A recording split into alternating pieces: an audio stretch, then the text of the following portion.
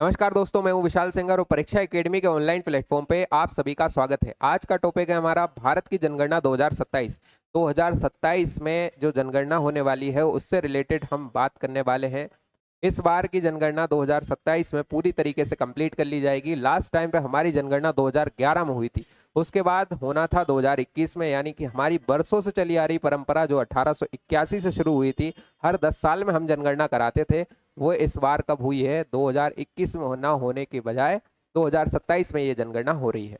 कारण क्या था 2021 में नहीं हुई? तो उसका कारण था कोविड। कोविड की वजह से ये जनगणना कंप्लीट नहीं हो पाई। तो हम इससे रिलेटेड जो सरकार ने अभी तक अधिसूचना में जारी किया है उस सारे टॉपिक्स को पढ़ेंगे, ताकि हमारे जो क्वेश्चन आ जाएं एग्जाम में वो तुरंत सोल्व हो जाए। तो आप बने रहिए हमारे साथ, देखिए भारत की जनगणना 2027। लिखा हुआ है कि भारत की जनगणना 2027 इस बार किस प्रकार की होगी? तो डिजिटल जनगणना 2027 होगी। इस बार की जनगणना पूरी तरीके से डिजिटल होने वाली है। डिजिटल का मतलब है कि जो भी अधिकारी, जनगणना अधिकारी आपके द्वार तक आएंगे वो सभी के हाथों में टेबलेट होगा और वो सभी के सभी टेबलेट के माध्यम से ही टोटली जनगणना करेंगे, डिजिटल तरीके से जनगणना करेंगे। लिखा है भारत की जनगणना 16वीं जनगणना होगी। भाई 1881 से अगर गिना जाए तो 1881 से अभी तक की जनगणना 16वीं जनगणना होने वाली है और स्वतंत्रता के बाद ये 8वीं जनगणना होने वाली है। इससे पहले 7वीं जनगणना 2011 में हुई थी। स्वतंत्रता के बाद ये 2027 में होने वाली जो जनगणना होगी ये 8वीं जनगणना होगी। तो लिखा है कि भारत की पहली पूर्णतः डिजिटल जनगणना होगी। अब इसमें लिखा है कि स्वीकृत लागत क्या है, यानी कि इस पूरी जनगणना पे खर्चा कितना होने वाला है। इस पूरी जनगणना पे 11,718.24 करोड़ रुपए खर्च होने वाले हैं। इसे ऐसे समझा जा सकता है कि पहले हर एक व्यक्ति पर 97 रुपए खर्च होंगे।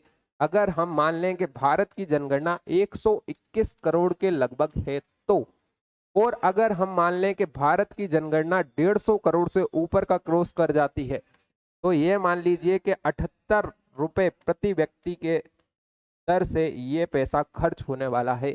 एक व्यक्ति पे 78 रुपए सरकार खर्च करेगी इस जनगणना को कंप्लीट कराने में। अभी हाल ही में कल या परसों ये मीटिंग हुई है, मंत्रिमंडल की स्वीकृति इसमें प्राप्त हुई है। प्रधानमंत्री नरेंद्र मोदी की अध्यक्षता में ये मीटिंग हुई है जिसमें इन्होंने इतने पैसे सैंक्शन किए हैं। इसकी संचालन एजेंसी कौन सी रहेगी? तो इसकी संचालन एजेंसी रहेगी registrar general of India, RGI। आगे बढ़ते हैं, फिर आता है कि ये जनगणना की समय सीमा क्या रहेगी, ये जनगणना किन किन माध्यम से कंप्लीट की जाएगी। तो ये पूरी की पूरी जनगणना 2 चरणों में कंप्लीट होने वाली है। पहला चरण रहेगा जो आपका हाउस लिस्टिंग और हाउसिंग जनगणना वाला रहेगा। इस जनगणना की अवधि क्या रहेगी? इस जनगणना की अवधि रहेगी अप्रैल से सितंबर के बीच, जो 2026 आने वाला साल जो हमारा होगा 2026, उसके अप्रैल और सितंबर में पहला चरण कंप्लीट करा लिया जाएगा। इस पहले चरण में हाउस लिस्टिंग की जाएगी। क्या किया जाएगा कि घर और आवास से संबंधित जानकारियां जुटाई जाएंगी। जैसे आपका घर कैसा बना हुआ है, पक्का बना हुआ है या कच्चा बना हुआ है, दीवारें कैसी हैं, फर्श कैसा है, छत की सामग्री कैसी है, उसके आधार पे निर्णय निकाले जाएंगे या डाटा कलेक्ट किया जाएगा। फिर उसके बाद शौचालय है कि नहीं घर में, पेयजल की व्यवस्था है कि नहीं, बिजली है कि नहीं, रसोई ईंधन कौन सा है, उज्ज्वला योजना के अंतर्गत आपको लाभ मिल रहा है कि नहीं मिल रहा है, क्या अभी भी चूल्हे पे आप लोग खाना बनाते हैं।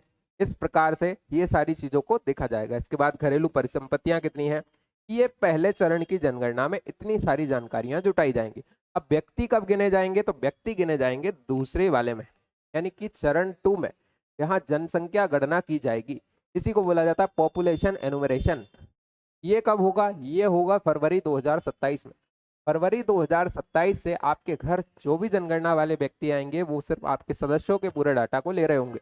और जो बर्फीले क्षेत्र हैं जैसे कि जम्मू कश्मीर, उत्तराखंड, हिमाचल प्रदेश, उन सब में जनगणना जो है वो सितंबर 2026 से व्यक्ति वाली शुरू हो जाएगी, जिसमें व्यक्तियों को गिना जाएगा। इसमें आपकी आयु से संबंधित सवाल, आप पुरुष हैं कि महिला हैं, वैवाहिक स्थिति आपकी पूछी जाएगी, आप साक्षर हैं कि नहीं है, आपकी शिक्षा कितनी है, आपको रोजगार मिला है कि नहीं मिला है, आर्थिक गतिविधि आपकी कितनी है, प्रवासन, आप पहले यहाँ रहते थे अब किसी और राज्य में रह रहे हैं क्या, आपके परिवार के किसी व्यक्ति ने अब प्रवास कर लिया है किसी और जगह पर, तो ये सब जानकारी इसमें ली जाएगी। इसके अलावा एक और जो सबसे खास बात इस जनगणना में होने वाली है वह है जातिगत जनगणना।